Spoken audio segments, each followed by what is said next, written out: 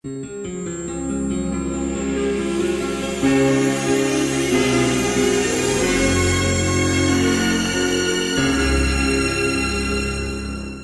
dans la bonne humeur que nous finissons cette année 2016 à l'Opéra Grand Avignon.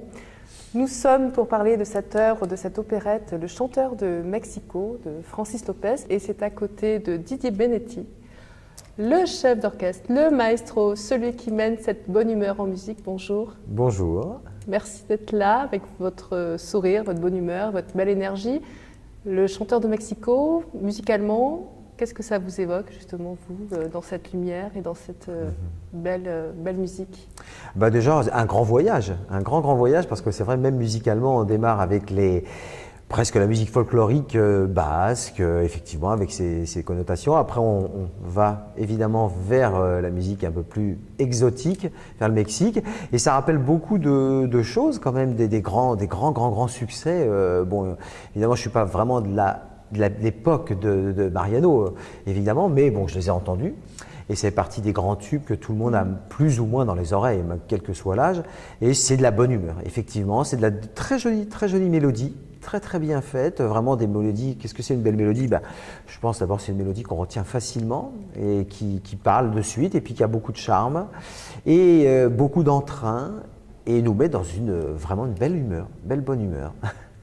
Alors justement, cette ère musicale qui est populaire, j'imagine que vous avez peut-être pas grandi, mais vous avez vécu avec. Moi, j'ai grandi aussi avec cette ère, l'ère de Mexico. Bien sûr, oui. Tout le monde le connaît. Oui. Et alors justement, est-ce que, en tant que directeur musical de chefs-d'œuvre lyriques, vous trouvez que cette ère peut amener naturellement à l'opéra? Ou plus particulièrement à l'opérette? À l'opérette, oui. À l'opéra, je ne sais pas, parce que je pense qu'il y a une différence. Souvent, à l'opéra, bon, évidemment, les sujets sont évidemment toujours dramatiques. Et d'abord, il n'y a pas de texte parlé, c'est que du chant.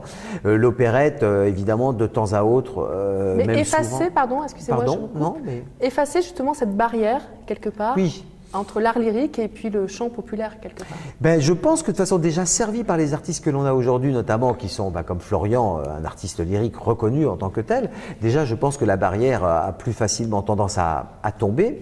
Et après, moi je suis partisan de dire que la musique elle est là partout, que ce soit la chanson, les grands airs d'opéra lyriques les plus connus. Moi, je pense que les ponts existent naturellement. Alors évidemment, les gens n'osent pas y aller parce qu'ils estiment que c'est trop compliqué pour eux, et ça leur fait un peu peur, l'opéra, que l'opérette, tout de suite opérette, ça donne un petit côté léger, et c'est vrai que c'est souvent le but d'une opérette ou d'un opéra, même pas comique, mais une opérette, c'est plutôt de divertir, l'opéra c'est plutôt, c'est pas le même style de divertissement, c'est peut-être grandir, comment dire, au niveau musical, et puis des sujets tellement plus compliqués que là c'est vraiment de la bonne humeur, de la détente et vraiment du divertissement, quoi. C'est vraiment plus du divertissement. L'opéra c'est un autre domaine, mais je pense que les deux fonctionnent dans la même direction, c'est-à-dire celle de la musique. Pour moi, il n'y a pas grande, petite, moyenne musique, il y a de la musique que l'on essaie tous de défendre de la meilleure façon que ce soit. C'est pas parce qu'on va faire du Lopez que l'on va galvauder ou que l'on va pas faire attention aux intonations, aux façons de chanter. On va dire on va faire n'importe quoi. Non, surtout pas. Ça serait évidemment là, ça serait trop dommage. Et c'est peut-être aussi ce qui a desservi l'opérette, c'est que des fois, ça a pu être chanté des fois d'une façon un petit peu entre parenthèses, pas toujours très propre, pas toujours soigné, et puis on fait un peu ce que l'on veut, avec moins de rigueur que dans l'opéra. Donc peut-être ça a pu desservir des fois. Alors là, on a la chance d'avoir des gens extrêmement, ça ne veut pas dire que les autres ne le sont pas, mais on peut tomber sur des fois des productions où on n'a pas le temps, ça se monte vite fait, et on met moins d'insistance à surveiller tout ça. Moi, je sais que j'essaie de laisser les gens libres aussi d'interpréter, parce que ça nous donne une forme de liberté, plus que dans le lyrique traditionnel classique. Mais il faut faire attention, que ça ne soit pas le bazar, surtout pas. Alors voilà, surtout quand c'est une œuvre qui est hyper connue et que la plupart des artistes, sans doute, ont déjà interprété. Alors justement, vous les laissez libres, mais en même temps, comment vous gérez ça justement pour que la liberté n'envahisse pas le superflu quelque part? Bien sûr. On essaye déjà d'être Alors toujours, on a la partition de référence, évidemment, sur laquelle on essaie de dire, il y a écrit seulement ça. pourquoi on ferait autre chose absolument? Est-ce que c'est pour amener quelque chose de plus? Mais est-ce que c'est, si le compositeur ne l'a pas écrit, peut-être on peut déjà respecter en partant de cette base, en disant, bon là, faisons les choses très propres. Et si à un moment on a une belle idée, on dit tiens, ça peut être bien, bon, on peut essayer, on peut l'essayer si on trouve que c'est pas bien. C'est vrai qu'on le fait plus facilement dans ce type de musique, ce qui n'est pas, je trouve que c'est pas obligatoire. En fin de compte, on ne devrait presque pas. Le lyrique classique, enfin le lyrique traditionnel, opératique, on ne se permet pas de le faire, même si ça existait il y a fort longtemps. Toscanini est venu mettre un grand coup de pied là-dedans, quand il a interdit, parce que chacun faisait le ténor, il fallait absolument qu'il fasse sa grande note, qu'il fasse durer la note 3 heures pour montrer qu'il était capable, comme s'il était dans l'arène avec un taureau. Non, c'est un peu des fois le problème de la musique, c'est que l'on veut des fois prouver qu'on est capable de faire les choses, et donc on se rajoute, et après au bout d'un moment, on dit mais non, l'essentiel n'est pas là, c'est pas de montrer que l'on est capable, c'est de faire de la musique et d'envoyer des émotions, des intentions musicales, sans pour cela rajouter. Donc c'est vrai, il faut faire attention de ne pas se laisser emporter moi-même, de dire bon, là c'est amusant, tu as une idée, mais bon, fais attention, c'est peut-être le mieux et l'ennemi du bien, hein, donc faire attention. Voilà, déjà à partir de ce qui existe, c'est déjà une bonne chose, et après, bien évidemment, moi j'essaie de laisser aussi libre les interprètes qui puissent profiter de ça. Libre, c'est-à-dire ils font le texte, mais des fois je leur dis, par exemple, cette phrase, vous pouvez la faire rubato, c'est pas comme des fois en opéra où c'est très très millimétré, là c'est de la chanson quand même, et donc justement le charme de cette chanson, c'est ce rubato qui fait que ça a une vie différente, c'est un autre domaine musical, mais ça ne veut pas dire qu'ils font n'importe quoi, non, c'est juste mais vous avez plus de liberté, vous pouvez voilà, il y a plus de liberté, oui, beaucoup plus, bien sûr. En opéra, c'est impossible, ça ne serait pas possible de dire là, tu prends, non, il faut...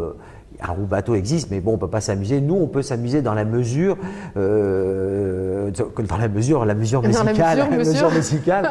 On peut ralentir un peu le tempo, le chanteur chante un peu le tempo, et c'est ce qui fait tout le charme, comme la chanson.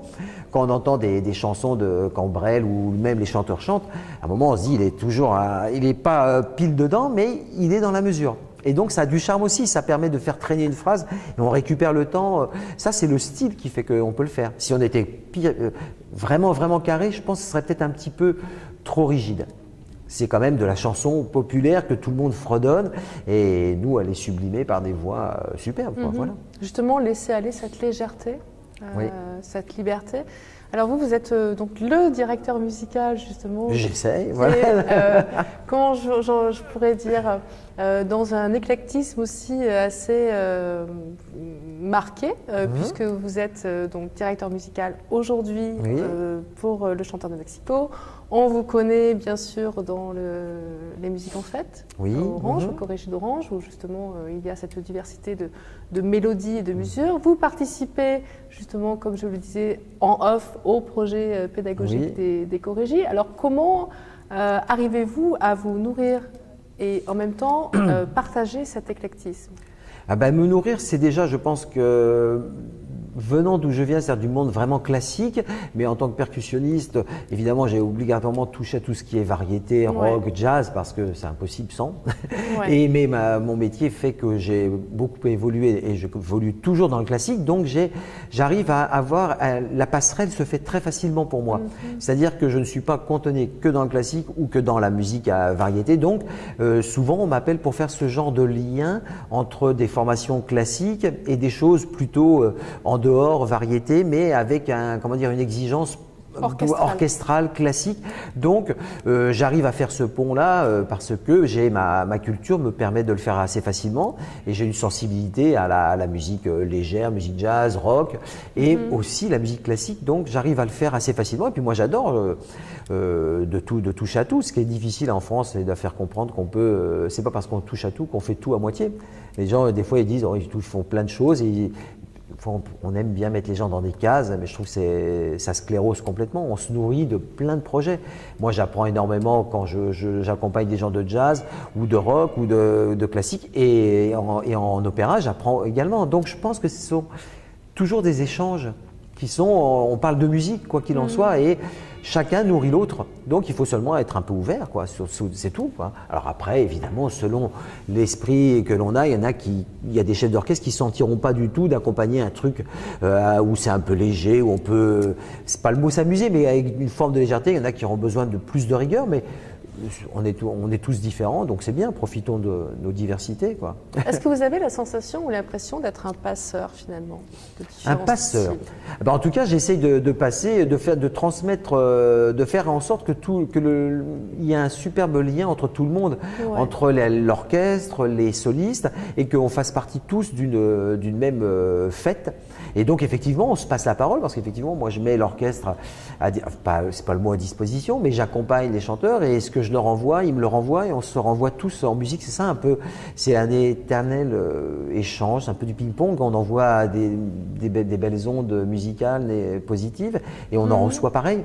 Et donc on passe, naturellement. On se pose pas vraiment la question, mais ça se fait naturellement quand on essaye de faire passer quelque chose. En tout cas, de belles émotions.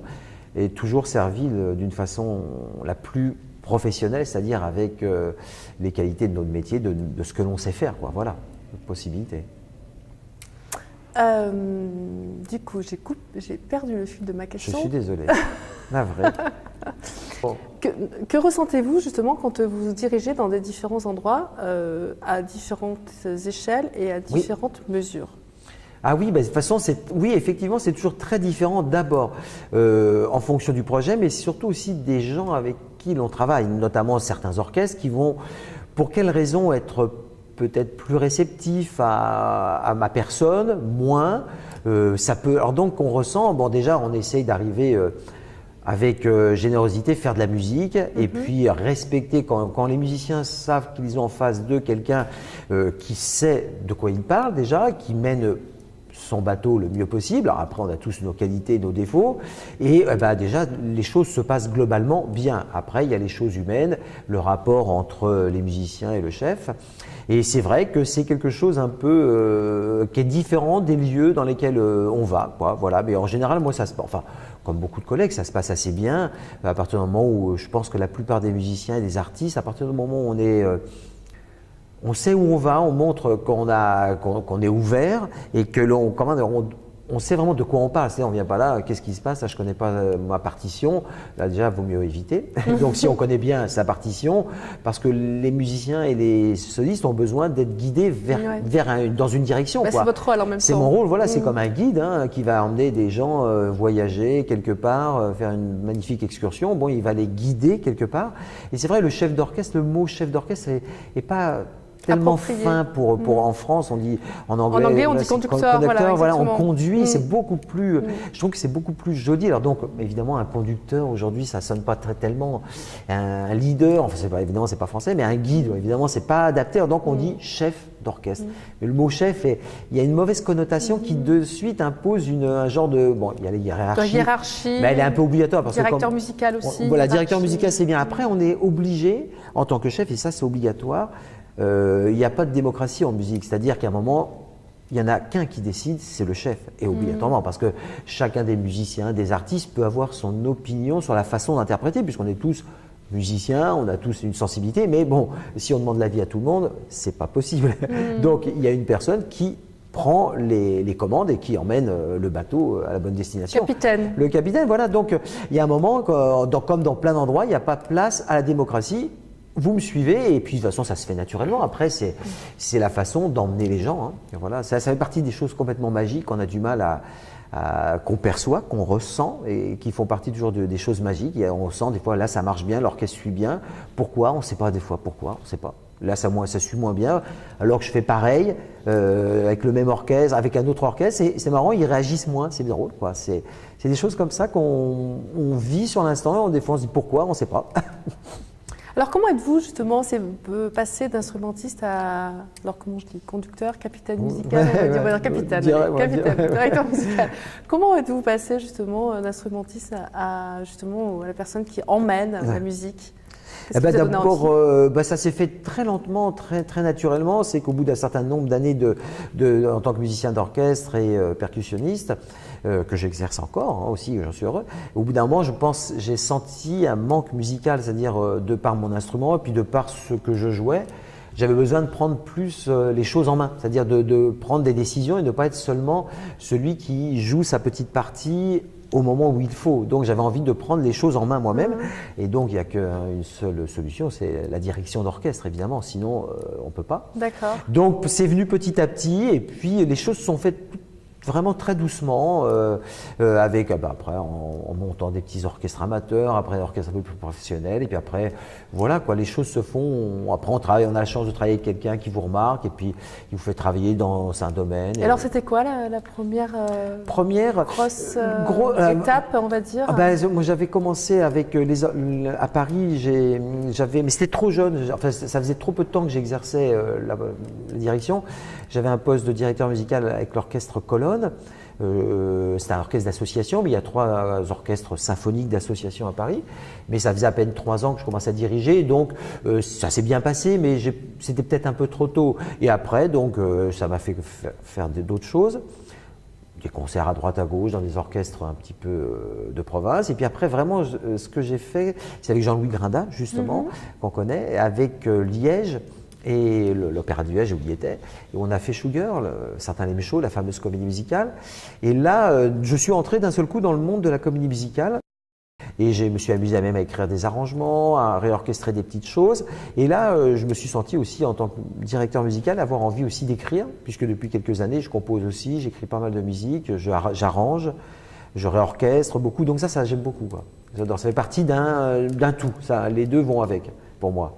L'écriture est basée sur l'opéra, sur le lyrique ou le classique? Non, classique, c'est classé, ce sont des compositions, surtout soit vers le cinéma, vers l'image. Et puis, avec France Culture, je fais pas mal de choses, ce qu'on appelle des concerts fiction. Ce sont des compositions musicales sur des textes qui sont joués en direct avec des comédiens et avec un orchestre, donc qui souligne tout cela. Donc c'est un peu une musique, c'est une musique qui accompagne, qui prend, qui soutient et qui souligne tout le roman. Donc on a déjà 5 à notre actif, de très beaux romans, en plus des grands trucs. Donc j'ai eu une chance terrible de pouvoir composer pour ça, et c'est très excitant, quoi. C'est très intellectuellement, c'est très très intéressant, très intéressant. Mais là c'est une écriture beaucoup plus classique. Et même très contemporaine par moment, mais donc de facture, disons donc classique, voilà, ça sera plus simple pour ceux qui comprennent, voilà, c'est classique. Merci beaucoup, Didier C'est un plaisir. J'étais ravie. Vous allez bien? Parce que tout à l'heure, vous m'avez dit que vous n'allez pas bien. Ça va beaucoup mieux maintenant que j'ai parlé avec vous. Nettement mieux. C'est magnifique. Merci. Bientôt, au revoir.